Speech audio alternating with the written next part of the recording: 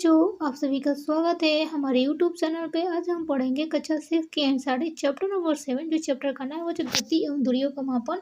आज के वीडियो में आज हम पढ़ेंगे कि गति एवं दूरियों का मापन क्या होता है। तो हमने गति और दूरियों के बारे में पढ़ लिया था। आज हम पढ़ेंगे गति। इस चैप्टर से संबंधित आज का जो टॉपिक है, कुछ मापन कैसे किया जाता है इसके बारे में देखेंगे। तो चलिए पहले क्रियाकलाप कराते हैं, उसके बाद डिफिनीशन देखेंगे। तो आप इस क्रियाकलाप को समूह में भी कर सकते हैं। जैसे आपको एक एक करके करना है, ठीक है। अपने पैर की लंबाई का एक मात्रक मानकर अपनी कक्षा के कमरे की लंबाई को ज्ञात करना, ठीक है। अपनी जो पैर की जो लंबाई है, एक फाल में कितनी आपका पैर जाता है, कितना लंबा है, तो 1 फाल 2 फाल 3 फाल ऐसे भी करो। अपने जो आपका जो स्कूल का रूम है उसको क्या करते हैं, नाप सकते हैं। लंबाई के साथ साथ चौड़ाई को भी क्या कर सकते माप सकते हैं। जैसे आपकी 1 फाल की लंबाई कितनी है, 2 फाल 3 फाल। आपकी जो कमरे की इसको कक्षा की जो चौड़ाई है 1 फाल 2 फाल 3 फाल है। इन्हें मापते समय यह संभव है कि आपको पता चले कि कुछ भाग मापने से बच गया है। कुछ आप जैसे 1 फाल नापते होंगे तो 2 फाल 3 फाल, कभी कभी ऐसा होता होगा 3.5 फाल 4.5 फाल होता होगा। तो तथा यह भाग आपके उसके बाद क्या करना, यह भाग आपके पैर की लंबाई से छोटा है तो पहले की भांति अपने पैरों की भाग की लंबाई को मापने के लिए किसी डोरी का उपयोग करना है, ठीक है। आपको क्या करते हैं कि आपने 1 फाल नापा, फिर 2 फाल नापा, फिर 3, जैसे 1 फाल यहाँ पे, 2 फाल यहाँ पे, 1 फाल यहाँ पे। हाँ, एक ये जो आपका कमरा का चौड़ाई है, ये तो 1 फाल नहीं, 1 फाल से कम है, तो इसको आप क्या करना है, एक डोरी से नाप लेना, ठीक है। अब हम पढ़ेंगे कक्षा की लंबाई चौड़ाई को मापना है। विद्यार्थी का नाम लिखना, अपने जो फ्रेंड है उनसे भी कहिए कि वो भी क्या करें, नापे और उस लंबाई चौड़ाई ज्ञात करें। उनका नाम लिखना, वो कितने उनके पैर के हिसाब से कितना कमरे का चौड़ाई है, कितने फाल में वो कंप्लीट हो जा रहा है, उनकी चौड़ाई को भी लंबाई को भी क्या लिखिए।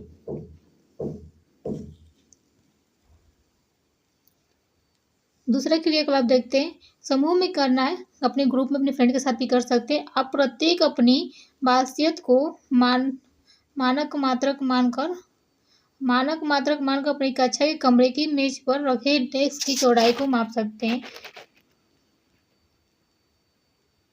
देखिए अपने मतलब एक हाथ की दूरी, जैसे ये हैंड दिखाया गया है, अपनी एक हाथ की दूरी के हिसाब से जो आपके प्रत्येक बाल से अपनी प्रत्येक हथेली हाथ की चौड़ाई के हिसाब से अपनी कक्षा के कमरे की जो मेज है या डेस्क है उसकी चौड़ाई माप सकते हैं। जैसे ये फिगर में दिखाया गया है, ये फिगर में अपने एक हाथ नापिए, अंगूठे से लेकर कानी अंगूठे के बीच की दूरी को, जो लिटिल फिंगर है उसके बीच की जो दूरी को नापना है, ठीक है।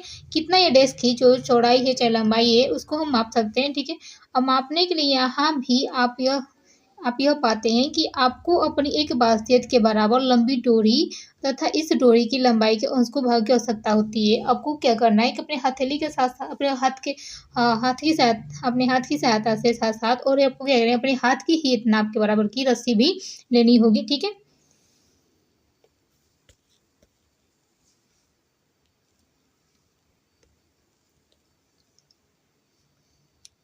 जैसे फिगर में देखिए, हमने देखते हैं कि मापन का अर्थ है कि किसी अज्ञात राशि को उसी प्रकार की कुछ ज्ञात राशि में तुलना करना होता है। आपको बता दें बच्चों, जो मापन होता है, मापन का अर्थ है किसी अज्ञात राशि को हम जानते ही नहीं, उसको उसी प्रकार की कुछ ज्ञात राशि में तुलना करना।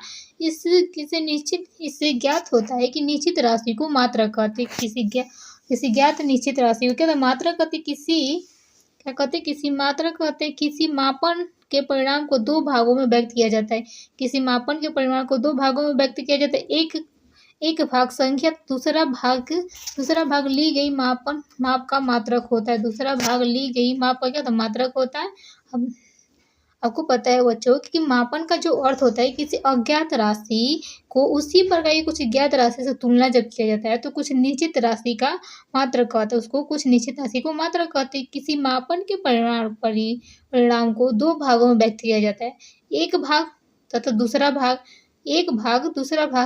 ली गई मापन का मात्रक होता है। एक भाग दूसरा भाग उसकी ली गई मापन का मात्रक होता है।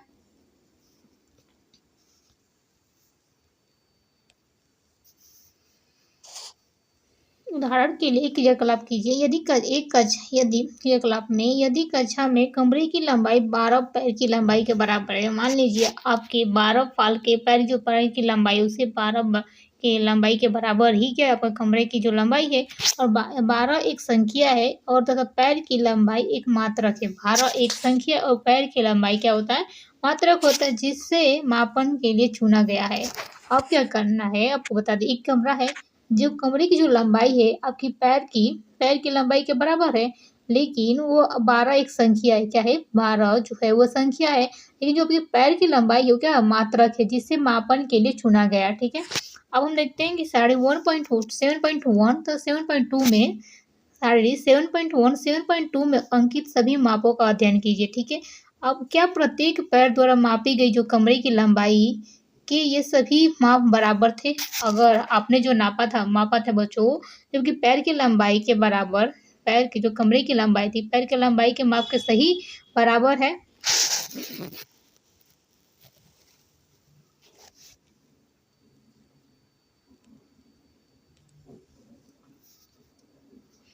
क्या सभी के द्वारा अपनी अपनी बाल से अपने हथेली की हाथ की सहायता से बालसितों से मापी गई मेज की चौड़ाई की माप बराबर है?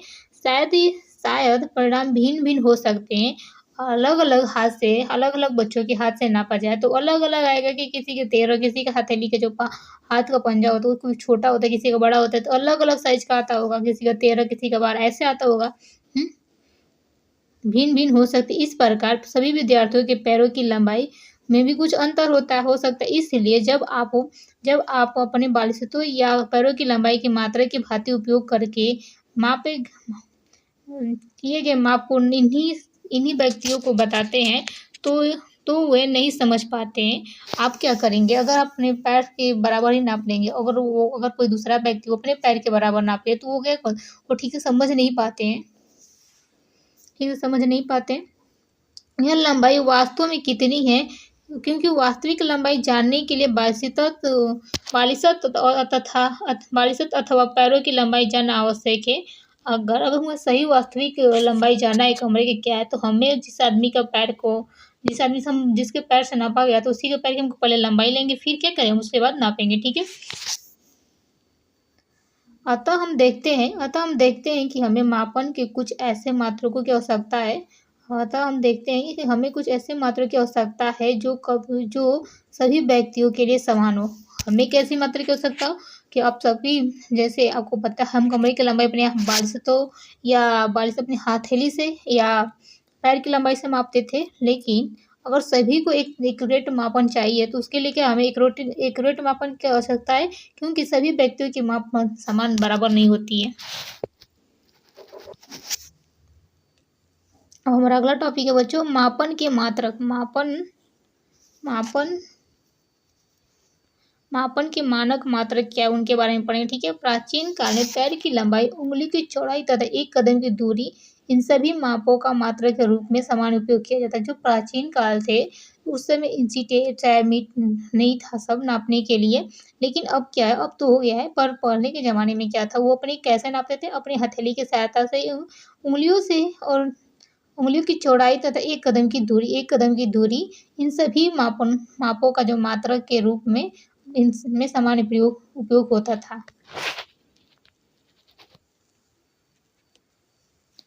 जो हड़प्पा सभ्यता के लोग थे बच्चों, हड़प्पा सभ्यता के लोगों ने आवश्यक ही लंबाई के बहुत अच्छे मापन का उपयोग किया होगा, क्योंकि यह खुदाई से प्राप्त परिशुद्ध ज्यामितीय रचनाओं को देखने में प्रमाणित हो चुकी थी।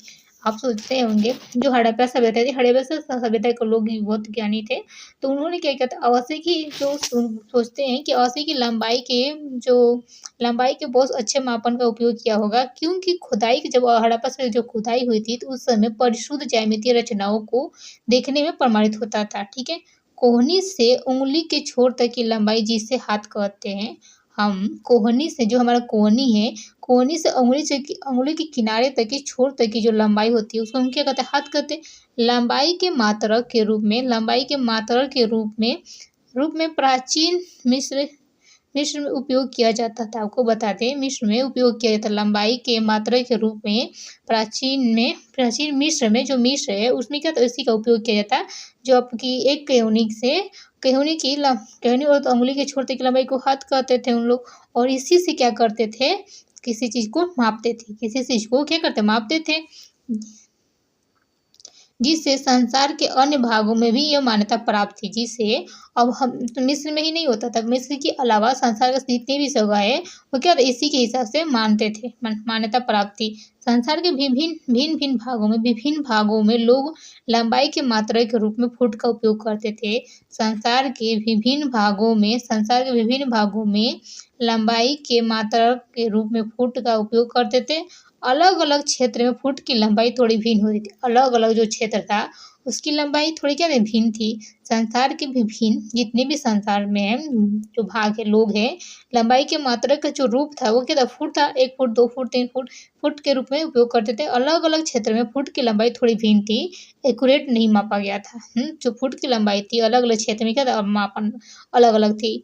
लोग एक गज कपड़ा फैली बांह के सिर से अपने थोड़ी तक मापते थे। आपको बताते हैं जो एक कपड़ा खरीदने जाते थे लोग, तो उसमें क्या 1 गज कपड़ा जो फैला कर अपने बांह से सिर तक के बांह से सिर से अपने ठोड़ी तक मापते थे।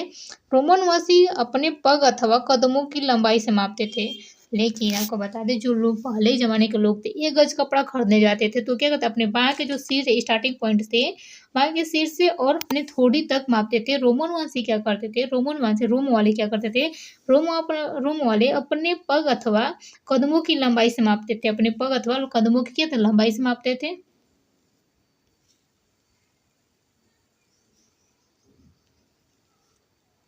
प्राचीन भारत में छोटी छोटी लंबाइयों को मापने के लिए अंगुल अथवा मुट्ठी का उपयोग किया जाता। आपको बता दें जो भारत में क्या होता था, भारत में जो हमारी प्राचीन भारत थी उसमें क्या छोटी छोटी जो लंबाई मापने के लिए, जैसे छोटा छोटा है उन लंबाइयों को मापने के अपनी उंगली या मुट्ठी का उपयोग किया जाता था। आज इस समय क्या हो रहा है, आज भी भारत के कई शहरों में पुष्प के विक्रेताओं को पुष्प हारों को बेचते समय अपनी भुजाओं का उपयोग लंबाई मात्रा के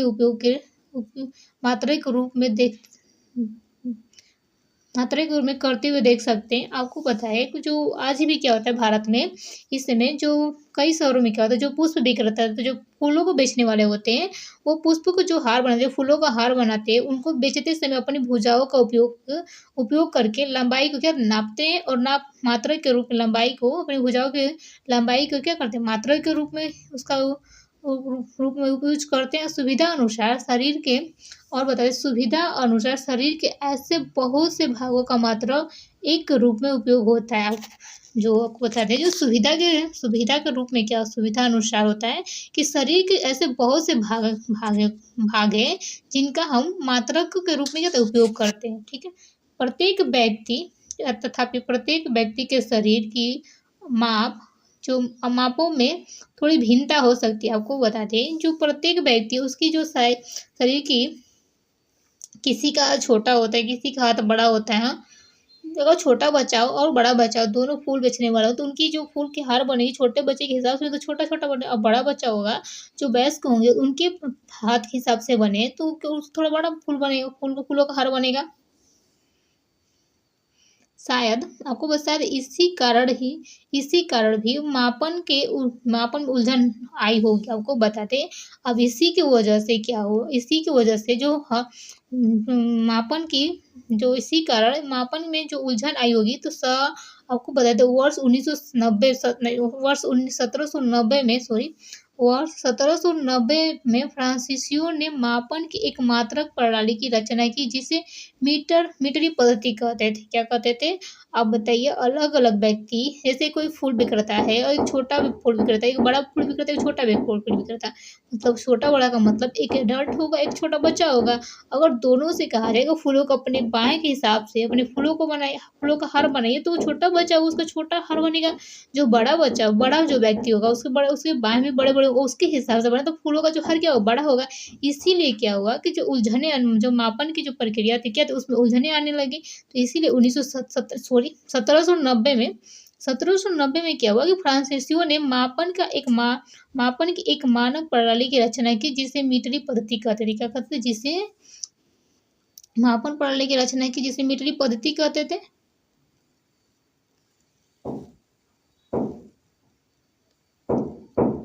एक समानता के लिए समस्त संसार के वैज्ञानिकों ने मापन के मानक मात्रकों के एक सेट को स्वीकार कर लिया। आपको बता दें एक समानता के लिए कि एक मापन हो, इसी के हिसाब से पूरा देश में क्या होगा, उसी की लंबाई के बराबर नापा जाएगा। ठीक है, एक समानता के लिए समस्त संसार के वैज्ञानिकों ने, जितने भी वैज्ञानिक थे संसार के, मापन के मानक मात्रकों के एक सेट को स्वीकार कर लिया।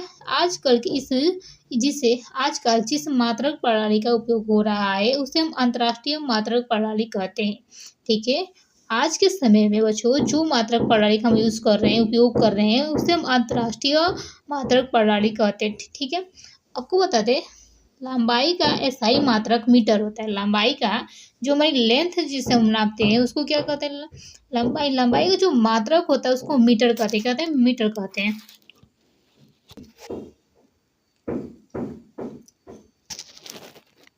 किसी वस्तु की हमको लंबाई नापना होता है तो उसको मीटर में नापते हैं। ठीक है, आपको जैसे फिगर में दिखा 7.6 में कि मीटर पैमाना दिखाया गया है। अभी हम नीचे फिगर में देख लेते हैं, इसमें क्या होता है आपके ज्यामितीय बॉक्स का 15 सेंटीमीटर पैमाने भी दिखाया गया है। आपका जो ज्यामितीय बॉक्स का 15 सेंटीमीटर पैमाना भी क्या दिखा, देखिए ये फिगर है। जैसे हम स्कूल में जो स्केल यूज करते थे उस स्केल में क्या होता था कि 15 सेंटीमीटर की लंबाई क्या होता है उसमें ना होता था, इतनी लंबाई का स्केल होता था हमारा। ठीक है, हम अपने बचपन में बहुत ज़्यादा इसको यूज करते थे।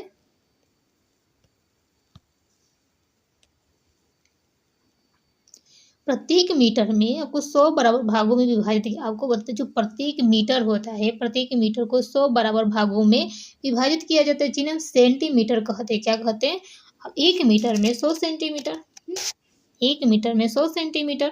ठीक है, एक सेंटीमीटर 10 बराबर भागों में भागों में क्या होता है बटा होता है, जिन्हें हम मिलीमीटर कहते हैं। आपसे कोई पूछे कि एक मीटर में कितने 100 सेंटीमीटर, आपको बताइएगा कि एक मीटर में 100 सेंटीमीटर क्या हो, क्यों, कैसे कोई पूछे तो आपको बताना है कि प्रत्येक मीटर को प्रत्येक 100 बराबर भागों में क्या विभाजित किया जाता है, जिन्हें हम सेंटीमीटर कहते हैं। और एक सेंटीमीटर को 10 बराबर भागों में बांटते हैं, जिन्हें हम मिलीमीटर से नापते हैं। जैसे आपसे पूछे एक मीटर में कितने सेंटीमीटर, आप बताइएगा 100 सेंटीमीटर। और कोई पूछे एक सेंटीमीटर में कितने मिलीमीटर, तो आपको 10 मिलीमीटर। ठीक है, लंबी दूरियों को मापने के लिए, जैसे लंबी दूरियों को मापने के लिए मीटर एक सुविधाजनक मात्रक नहीं था। आपको बता दें जैसे ये तो छोटे छोटे दूरी को मापने के लिए था, लेकिन अगर हमें ज़्यादा लंबाई की दूरी लंबी दूरियों को मापने के लिए होता तो मीटर क्या था, एक सुविधाजनक मात्रक नहीं था। इसलिए हम एक बड़े मात्रा की, इसीलिए वैज्ञानिकों ने क्या किया, एक बड़े मात्रक को परिभाषित किया, जिनसे हम क्या कहते किलोमीटर कहते थे। क्या कहते थे, किलोमीटर कहते थे। ठीक है, एक किलोमीटर में 1000 मीटर, एक किलोमीटर में कितना होता था 1000 मीटर। अब क्या होता है, इसे हम सड़कों की जो दूरी होती है उनको नापते हैं। जैसे लंबी दूरी क्या है, लंबी दूरी सड़कों की जो लंबाई है किलोमीटर में उसको हम मापते हैं। 1 किलोमीटर चले गए, 2 किलोमीटर चले, 3 किलोमीटर चले गए, इसी की वजह से नाप लेते हैं ना कि 1 किलोमीटर चल गए हम। अब हम अपने सभी मापन क्रियाकलापों को मानक पैमानों का उपयोग करके दोहरा सकते हैं तथा लंबाई का जो एसआई मात्रकों में माप सकते हैं। लंबाई को एसआई मात्रक में माप सकते हैं। ऐसा करने से पहले हमें दूरियों तथा लंबाई मापने का सही ढंग का जानना आवश्यक होता है। ठीक है, ऐसे करने से पहले हम लंबाई को सही मात्रा को माप सकते हैं, लेकिन ऐसा करने से पहले हमें दूरियों तथा लंबाइयों को जो मापने का सही ढंग उसको जानने की आवश्यकता होती है। अब हमारा अगला टॉपिक है बच्चों लंबाई की यथार्थ परिशुद्ध मापन शुद्ध रूप से मापन। ठीक है,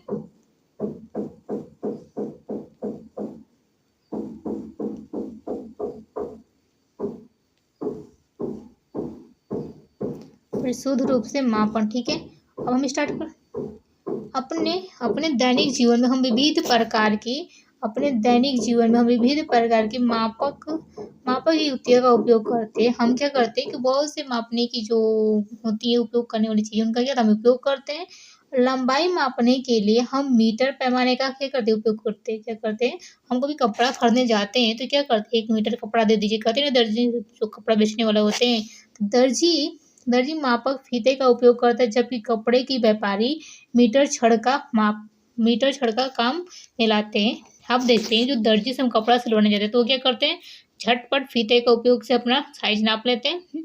लेकिन जब हम कपड़ा खरीदने जाते हैं तो व्यापारी जो कपड़ा बेचने वाला व्यक्ति होता है वो क्या करता है 1 मीटर की जो छड़ होता है, छड़ लेता है, उससे क्या होता है कपड़ा को मापता है, छड़ से क्या करता है कपड़े को मापता है, उससे फिर हमें काट कर दे देता है। ठीक है, किसी वस्तु की लंबाई मापने के लिए आपको किसी उपयुक्त युक्ति का चयन करना चाहिए। आपको बताइए किसी वस्तु की जो लंबाई है उसको मापने के लिए आपको एक उपयुक्त युक्ति का चयन करना चाहिए। उदाहरण के लिए किसी ब्रिज का घेर अथवा अपने सीने की माप के लिए आप मीटर पैमाने का उपयोग नहीं कर सकते। मीटर ऐसी मापों के लिए आप मापक फीता अधिक सुविधाजनक होती है।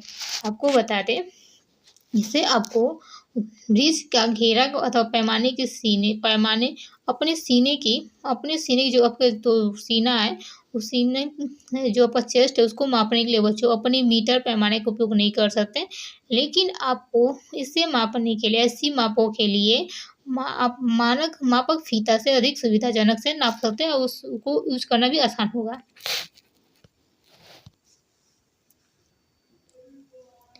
लंबाई जैसे आपकी पेंसिल की लंबाई मापने के लिए, जैसे लंबाई छोटी लंबाई हो जैसे पेंसिल की लंबाई मापने के लिए आप अपने ज्यामितीय बॉक्स के 15 सेंटीमीटर पैमाने का उपयोग काम में ले सकते हैं। आपको कोई कह दे कि अपनी पेंसिल का लंबाई कैसे मापेंगे, तो आप क्या करेंगे अपनी हम जो ज्यामितीय बॉक्स होती है उसमें से जाएंगे, अपने स्केल को निकालेंगे, 15 सेंटीमीटर जो स्केल होता है उससे आप क्या करें उसको माप सकते हैं। ठीक है,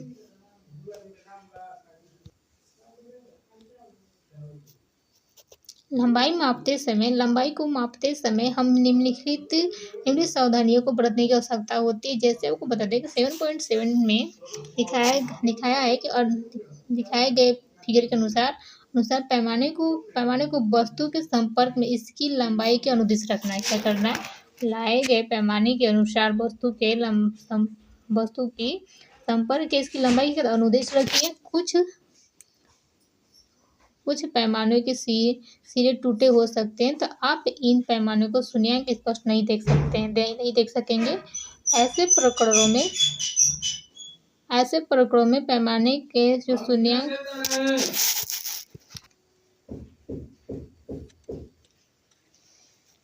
जैसे फिगर में देखेंगे 7.7 में दिखाए अनुसार पैमाने को वस्तु के संपर्क में इस लंबाई के अनुदिश रखना। ठीक है, कुछ पैमानों के सिरे टूटे हो सकते हैं। क्या होता है कि कभी कभी कुछ पैमाने का जो सिरा होता है, जैसे इंची आप स्केल लेते हो, थोड़ा सा किनारे से तो टूटा हो सकता है, तो आप इन पैमाने के शून्याङ्क स्पष्ट नहीं देख सकेंगे। क्या होगा, और टूट जाएगा तो उसका जो शून्य की जो स्थिति होगी क्या वो नहीं देख पाएंगे। ऐसे प्रकरणों में आप पैमाने के शून्याङ्क से माप लेने से बचिए। क्या करना है, जो स्टार्टिंग पॉइंट वहाँ से माप लेने से बचिए अगर टूटा है तो। ठीक है, आप पैमाने का कोई अन्य पूर्णांक लीजिए, जैसे 1.0 सेंटीमीटर से फिगर में दिखाया गया है। 1.0 सेंटीमीटर का क्या लिया गया है,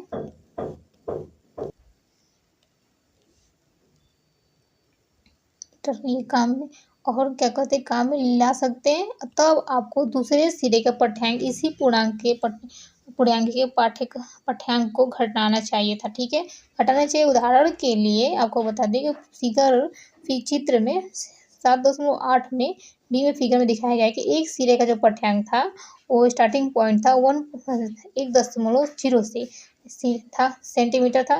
दूसरे सिरे का जो पाठ्यांक था 14.3 सेंटीमीटर है। तो आपको जो उसकी वस्तु की जो लंबाई निकालना होगा, आपको क्या करेंगे 14.3 सेंटीमीटर में से 1.0 सेंटीमीटर को क्या कर देंगे माइनस कर देंगे। तो जो हमारा उस वस्तु का जो लंबाई होगा कितना आएगा, 13.3 सेंटीमीटर आएगा।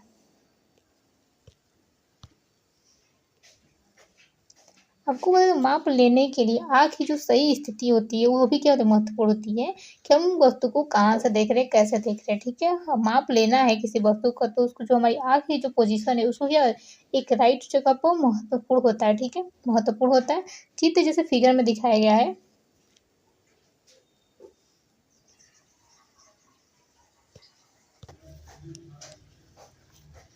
जैसे फिगर में दिखाया गया है कि 3 बच्चे हैं, एक का पोजीशन ए, दूसरे का पोजीशन बी और तीसरे का पोजीशन क्या है, सी है, ठीक है।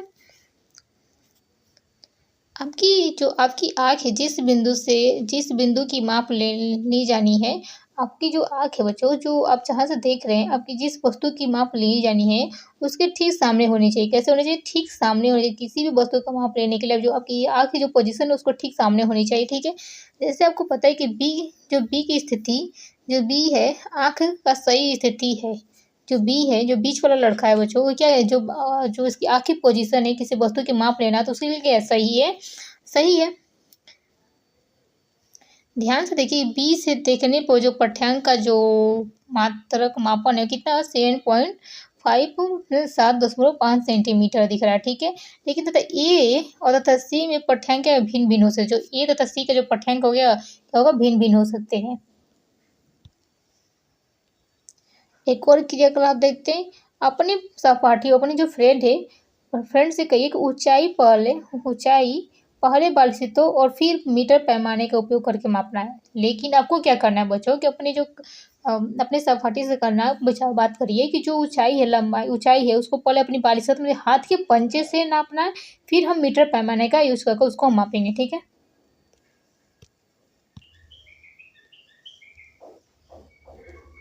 ठीक है, ऊंचाई किससे मापनी है, पहले मापना है बालसत से, फिर सेंटीमीटर, ठीक है।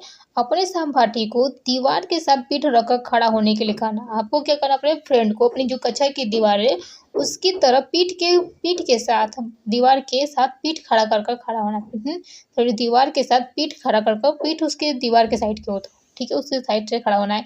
उसके सिर से ठीक ऊपर दीवार पर एक चिन्ह अंकित कीजिए, ठीक, अंकित कीजिए इसका। जैसे ये दीवार है, यहाँ पे एक लड़का खड़ा है, हाँ ये दीवार है, यहाँ पे एक लड़का क्या खड़ा है, तो उसको हम चिन्ह से यहाँ पे इंडिकेट कर देना है, ठीक है। इंडिकेट कर दिया। पहले अपने बालिशत, फिर मीटर पैमाने से मापना है। अब क्या करना है, जो यहाँ पर ट्रिक लगा दीजिए, एक बच्चे को खड़ा कर ट्रिक लगा दीजिए। तो उसके बाद क्या करना है, आपको पहले अपने हाथ की जो हथेली है उससे नापना है, उससे उसको साइज को मापिए, फिर बाद में क्या करना, दूसरी बार उसको मीटर पैमाने से नापिए, ठीक है। यानी सभी जितने भी विद्यार्थी, इन सब विद्यार्थियों से इस लंबाई की इसी प्रकार मापने के लिए कहिए। जितने विद्यार्थी है उनसे सभी बच्चों को कहिए कि इसकी लंबाई को मापें अपनी अपनी हथेली की सहायता से, ठीक है।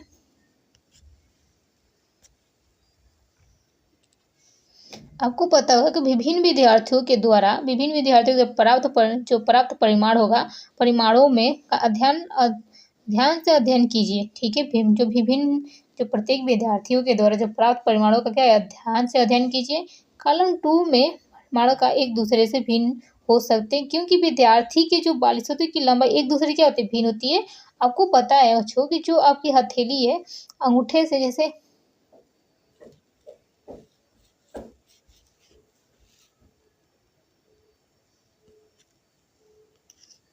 आपकी हाथ है, तो यहाँ से लेकर यहाँ तक की जो दूरी है उसको हमको मापना है, यहाँ से यहाँ तक की दूरी को। तो बहुत से जितने कोई छोटा बच्चा, किसी का हथेली का जो साइज कब छोटा होता है, किसी हथेली का साइज बड़ा होता है, तो भिन्न भिन्न विद्यार्थियों की जो हथेली की साइज भिन्न भिन्न हो सकती है। आपको अब कॉलम 3 के परिमाणों को देखिए, और जिसमें सभी मापे मानक पैमाने द्वारा ली गई है, ये परिणाम एक दूसरे से बहुत समीप हो सकते हैं, परंतु क्या एक दूसरे से ठीक के बराबर है? यदि नहीं तो आपके विचार में क्या अंतर क्यों है? आखिर सभी एक ही पैमाने का उपयोग करें, भिन्न भिन्न बारिशों का उपयोग कर नहीं रहे। आपको बताते हैं बारिशों का उपयोग तो कर नहीं रहे हैं, अतः यह अंतर परीक्षण लेने में होने वाली छोटी त्रुटियों के कारण हो सकता है,